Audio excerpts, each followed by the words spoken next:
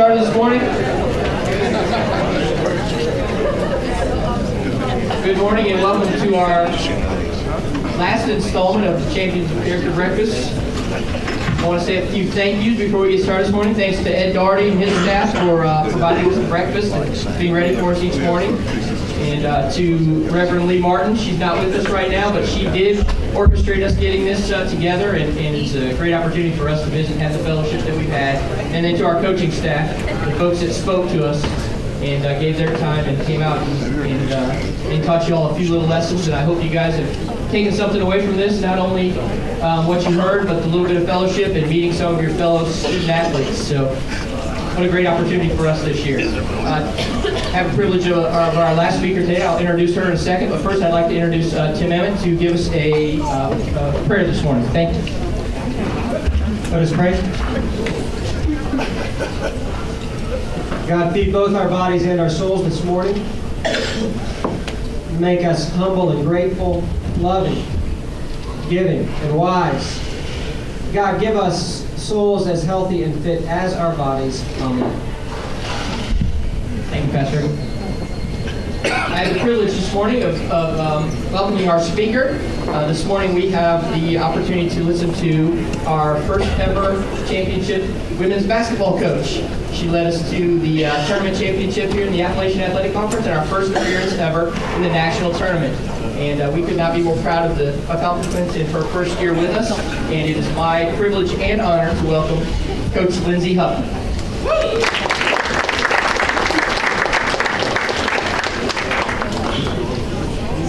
Thank you, Coach. I appreciate it. Glad to be here, and I'll tell you, this is something that probably is a lot more nerve-wracking to me than any game you played this year, up to the final national tournament. But I'm glad to be here with you guys, and I'll try and keep it short and sweet, even though my players will tell you that nothing I do is short and sweet. So we'll keep it. I'm going to start with a joke. See if you guys are awake. Here's a joke. A couple stumbled upon a graveyard while they were out for a weekend walk. As they walked through the graveyard, they came upon a famous boxer's tombstone and immediately burst into laughter. A couple people around heard this and they thought, wow, that's pretty inappropriate. But on the boxer's tombstone, the words were engraved, "You can stop counting, I'm not getting up." I'm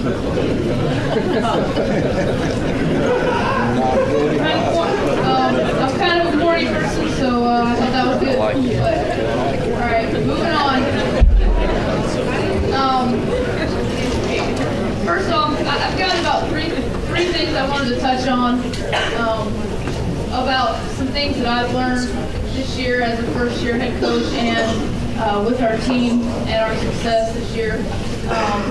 Things that are important to me and mostly things that I've learned with coaching these young ladies. And first and foremost, before I get into that, I just wanted to say that, one, I'm very proud of our team and for their accomplishments. We were the underdogs all year, and we liked being underdogs, but the success we've had has to do with the young ladies and the support of all of you guys in this room. I didn't do much. It was all them, and they deserved everything that we got. And very proud of them, and I can't tell them that enough. And I hope that they know that I truly mean that. And very, very, very proud of them, and very excited and appreciative of all of y'all's support in our endeavors this year. So. Thank you again for that.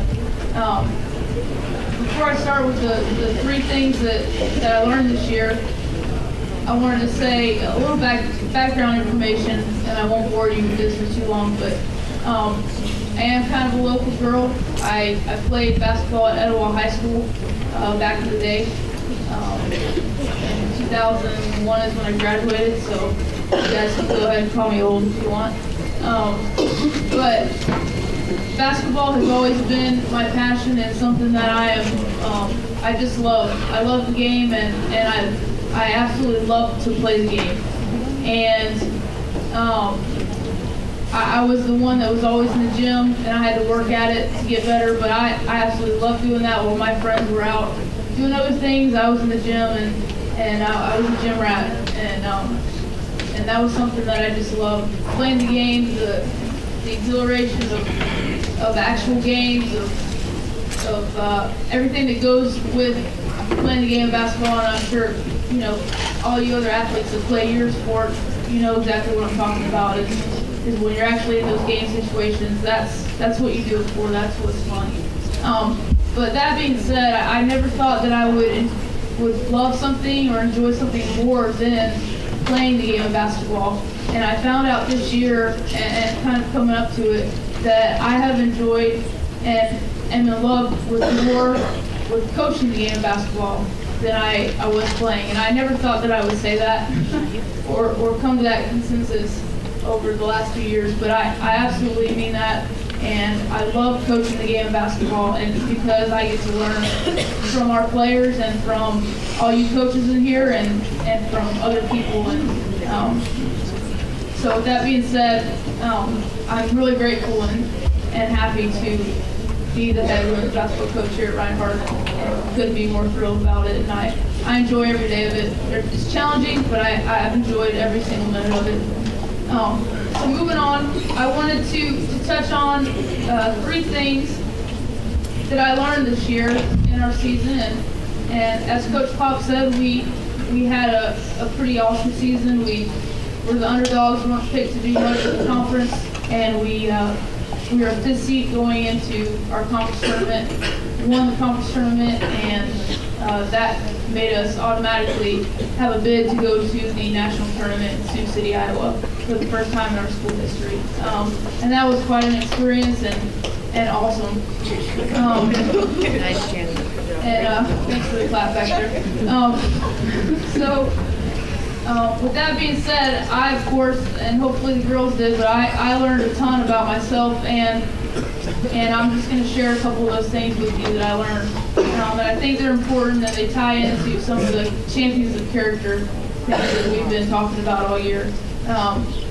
First thing, foremost, is that I learned more from my players than I feel like they probably learned from me.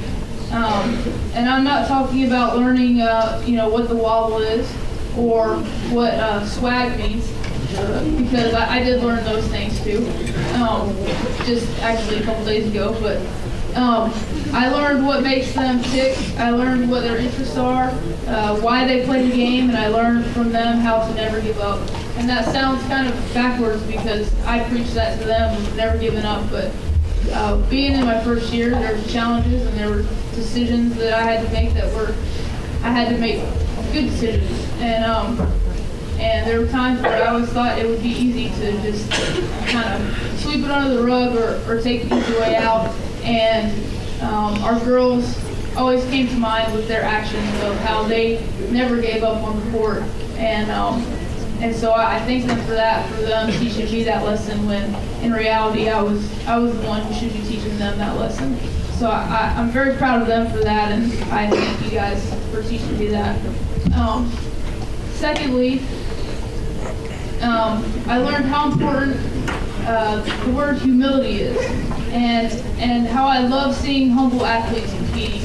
And I know we have a lot of those athletes here in this room right now, and I'm going to brag on my team a little bit as well. And I was fortunate enough to coach some very humble athletes this past year. And there's nothing better than seeing successful student athletes that are humble and have humility. And I think that's something that goes by the wayside in this day and age and with athletics and the sports world. But I will tell you this: the only thing I truly know in this life is that I don't know much about a lot of things.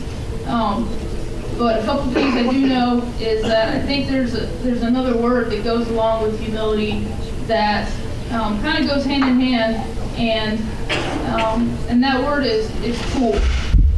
And I'm going to talk a little bit about the word cool. And take it for what it's worth, because I'm just a nerdy women's basketball coach, and I kind of accepted that as my role, and I'm okay with that. But take it for what it's worth. These are my opinions and kind of what I think is cool, and how that correlates to humility. The definition of cool by standards of the sports world right now and America and even the media is a totally different definition than I would have, and it's not synonymous with humility. And in my book, and one quote that I really like about humility is, it says, and I've seen this growing up, it says, "It's amazing how much you can accomplish when it doesn't matter who gets the credit." And with that being said, there's a lot of cool things going on in the sports world that with me are not synonymous with humility, and I don't feel are cool. Watching athletes taunt people on the court and brag on themselves about their extreme talents, it's not cool to me. And I don't think that's very humble and showing gratitude of the awesome game either. So I'm going to steal a quote from Roy Williams, who is the University of North Carolina head coach, and that hurts me very much because I am a huge Duke fan. So, but Roy Williams is a good guy, and I like to steal that from him real quick.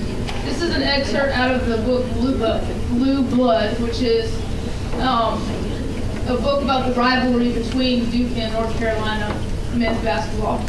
And this is just a short quote in the book. Duke's playing Carolina, and it's one of the first years that Roy Williams is coaching North Carolina, and has come from Kansas winning program, and I think it was the early 2000s. But it's a Duke Carolina game, and if you know anything about that rivalry, it's always neck and neck, and it's intense. But coming out of the half, Duke scored the first 12 points out of the second half, forcing 6 straight turnovers. And Roy Williams was not a happy camper and pulled all 5 of the starters. At that point, and this is a quote from him, "At that point we could have lost by 1,000 points," Williams said, angered that his team didn't meet the challenge, and especially by the nonchalant play from one of his freshman guards. He said, "I hate cool, and have always hated anything about being cool." And I think he was referring to that nonchalant attitude and with his players. And I 100% agree with Roy Williams on this. I'm not a fan of cool by standards of that, but I've got my own definition of cool, and I'm going to talk to you about what I think is cool. So hopefully Roy Williams will agree with what I have to say too. Here's what's cool to me. And these are my cool standards, but I think these standards breed the attitude of humility and humble student athletes. I think it's cool to show how much you love the game that you play. And that goes back to the nonchalant kind of, I can take it or leave it. That's kind of the other attitude. But I think it's extremely cool to show how much you love to play the game that you get to play as a college athlete. I think it's cool to hustle. I think it's extremely cool to lay your body on the line and get down there and dive for loose balls or anything that involves giving 110% on the court or the field is extremely cool to me. I think it's cool to be emotional and excited when your teammate hits a huge 3 or does something phenomenal. I think it's extremely cool to put the wheat in front of the meat. And that goes back to being humble and having humility. I think it's absolutely cool to be a gym rat, and even more cool when your friends are out doing other things and you're in there working your tail off. I think that's pretty dang cool. I think it's cool to give back and get excited about helping young athletes that look up to you in the community, and because we've all been there. When we were growing up, we had athletes that were college or or high school athletes that we looked up to, and we wanted to kind of be like them. And I think it's pretty cool to give back and do those things for the younger ones. I think it's very cool to be respectful to your opponents and your coaches. And I think that's a huge one. I think by the other standards of cool, I think being respectful is not so cool by the other standards. But I think it's pretty dang cool to be respectful of your coaches. And what about eye contact? Is that just something that the brown nosers do? Or the kiss-ups? I don't think so. I think it's pretty cool that you give eye contact when you're speaking to your teammates or your professors, and especially your coaches. It's a sign of respect, and I think that it's something that we can all learn from, and that people appreciate. And if you were speaking, you would want that same eye contact back. Going along with cool, I want to just interject a little story about NBA Hall of Famer Bill Walton, and he could probably testify about some coolness. Back in the day when he played for UCLA, he was their best player and All-American, and he played for the legendary coach John Wooden. And as you know, John Wooden, the late John Wooden, he ran a pretty tight ship, and he, I believe, did things the right way. And one day, Bill Walton came in, and their team rule was, by John Wooden, is that you had to be clean cut. You couldn't have long hair. You couldn't have facial hair. He wanted you clean cut and presentable. And this is back in the 60s, 70s. So Bill Walton came in to Coach Wooden and said, "Look, Coach, I'm the best player, on the team, and I don't think it's right that you're trying to get rid of my individuality and make me do this. I have every right to have long hair if I want to." And Coach Wooden said something to the effect of, "Yeah, you're exactly right, Bill, but we're sure gonna miss you." And that just shows you that John Wooden, he was not willing to sacrifice the we for the me, no matter how good. And Bill Walton, of course, jumped on board and cut his hair and became a phenomenal player for UCLA and won some championships. But that I'm sure Bill Walton, looking back, he wanted to be cool, and I think it's pretty dang cool that he was able to conform to the team and put the we over the me.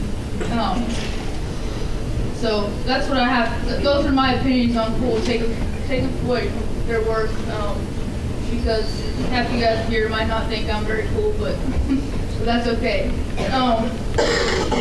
Lastly, I want to talk about something that I've learned this year and learned throughout my life that correlates to our team and basketball is family. And family has always been very important to me. And of course, going to get emotional because if my team knows anything about me, they know that I probably cry more than anybody they've ever met. But I get emotional and passionate about things like this. So forgive me, but I'm very thankful for my family. And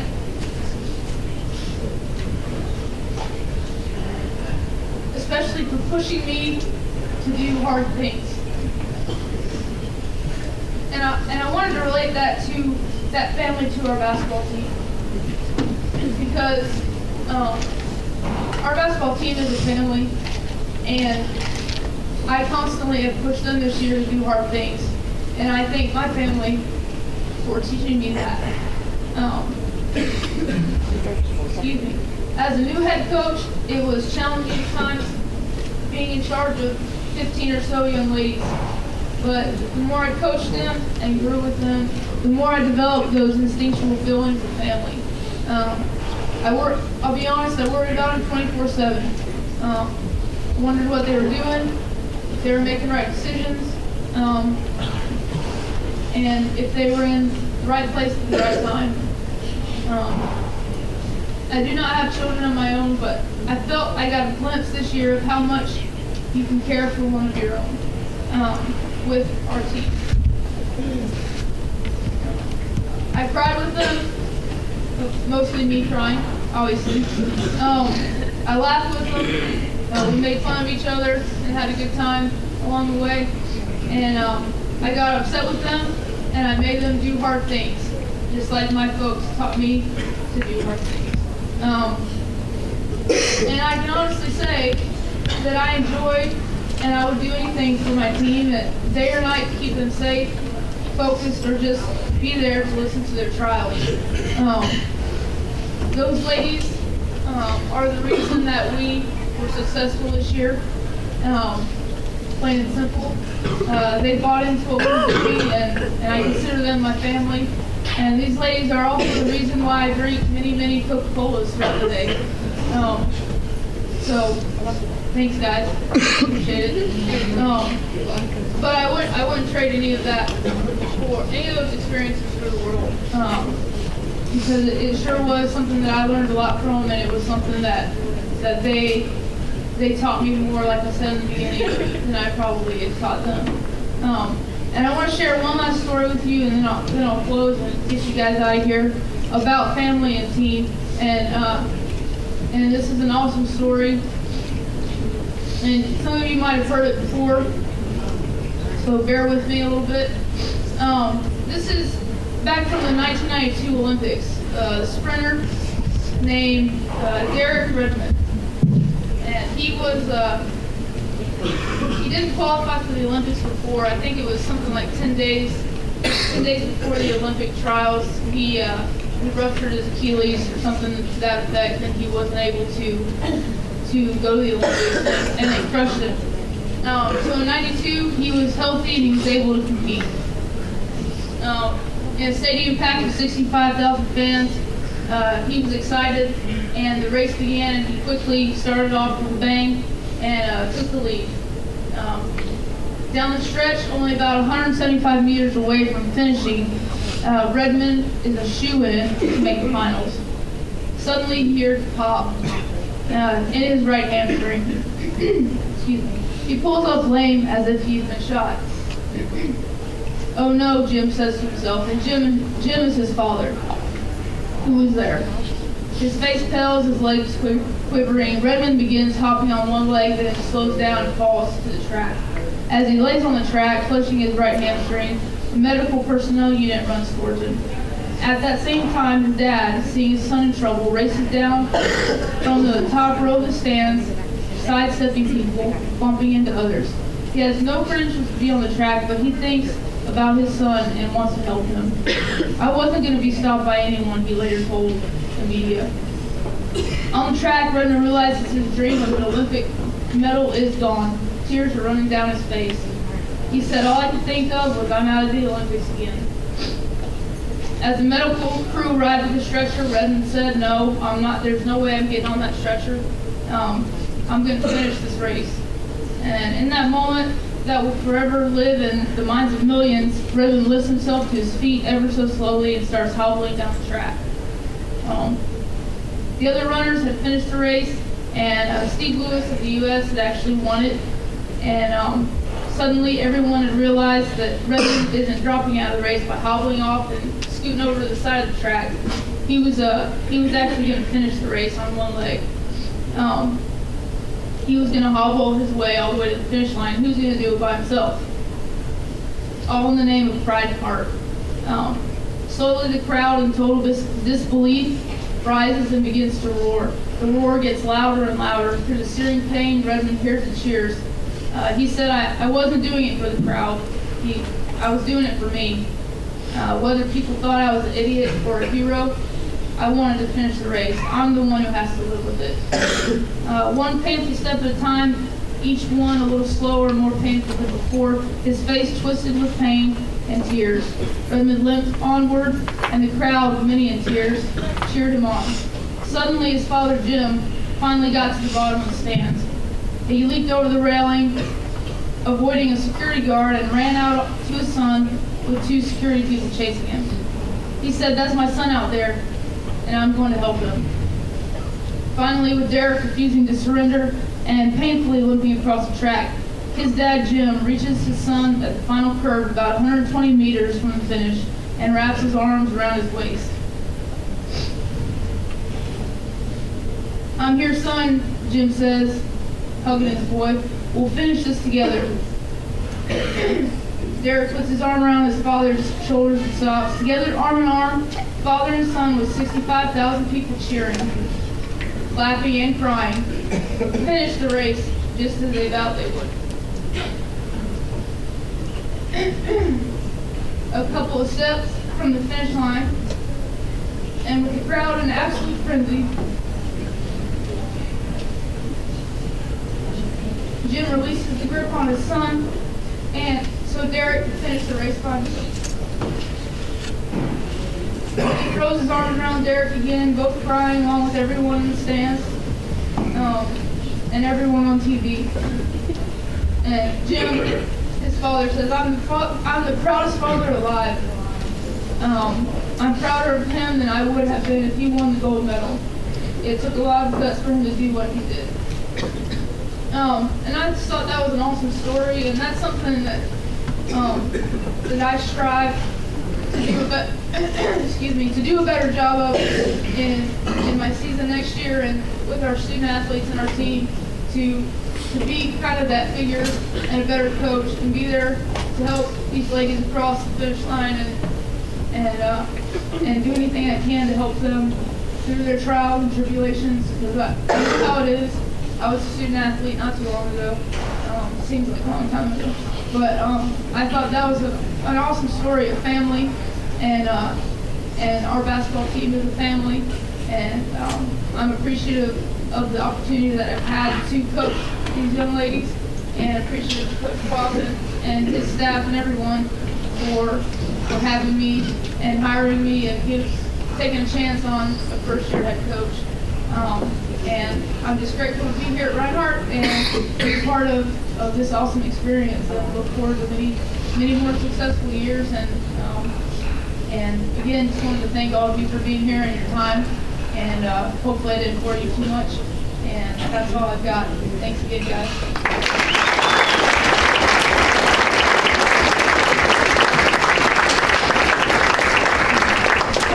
Outstanding. Thank you, Coach Huffman. Outstanding. That concludes our year of championship character talks, and what a great year it was. And all of our coaches get the way things should be, and how they are, and how they'll continue to be. I wish us the best of luck the rest of the year. We've got about 3 or 4 weeks left of competition, so all of our teams are working real hard right now. Let's pull some of those championships. Let's finish in prayer. I'll invite Pastor Ribbon up one more time to finish with some prayer today. Let us pray.